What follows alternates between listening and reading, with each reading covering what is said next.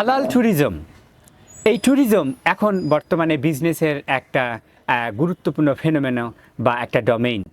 আল্লাহ সুবহানাহু ওয়া তাআলা আমাদেরকে ট্যুর করার কথা বলছেন।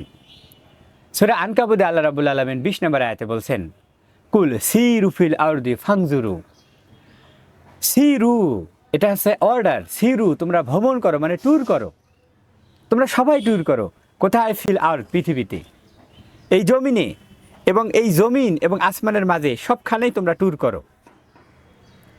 ফাংজুরু, এবং দেখো মানে হলো, এটা হলো সাইট সিইং। সুতরাং এর মাধ্যমে কিন্তু ট্যুরের সাথে আইএসএম, ট্যুর এবং ইজম করলেই কিন্তু ট্যুরিজম হয়ে যাচ্ছে, সম্মানিত দর্শক।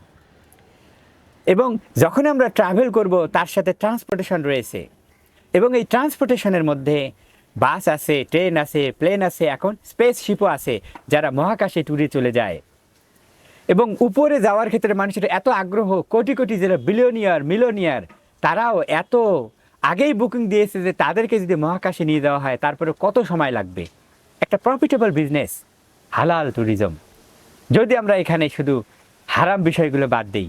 অর্থাৎ আমাদের যে ট্রান্সপোর্টেশন, বাস, ট্রেন, এরপরে অন্য যত বাহন আছে, সেখানে যদি আমরা মদ না রাখি, আমরা যদি গান বাজনা না রাখি, আমরা যদি অন্যান্য হারাম বিষয় না রাখি, তাহলে কিন্তু সেটা হালাল হয়ে যায়। চমৎকার বিষয়। ফাংজুরু, দেখো। সুতরাং আমাদের আল্লাহ রাব্বুল আলামিন যা দিয়েছে, ন্যাচারাল, আকাশ, সমুদ্র, বাতাস, পাহাড়, পর্বত, প্রাকৃতিক ঝর্ণা, আকাশ, তারা, সূর্য উদয়, সূর্য ডোবা, এই যে এগুলো যখন আমরা দেখি, তখন আমরা অনেক অনেক আনন্দ পাই। এবং এগুলো হলো ন্যাচারাল ট্যুরিজম। অথচ ম্যান মেড ট্যুরিজম মানুষের এত ভালো লাগে না।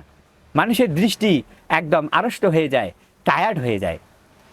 তাহলে আরেকটি গুরুত্বপূর্ণ বিষয়, সম্মানিত দর্শক, আল্লাহ আমাদেরকে তখন সৃষ্টি করেছিলেন, ওই যে আখাযা রব্বুকা মিন বানি আদাম মিন যুহুরিহিম যুররিয়াতাহুম, সূরা আল আরাফ 100, আল্লাহ রাব্বুল 72-73 নম্বর আয়াতে বলছেন, তখন যখন আল্লাহ আমাদের সৃষ্টি করেছেন রুহের জগতে, সেই রুহ হাজার হাজার কোটি কোটি কিলোমিটার ট্যুর করে কিন্তু মায়ের পেটে এসে স্থান নিয়েছিল।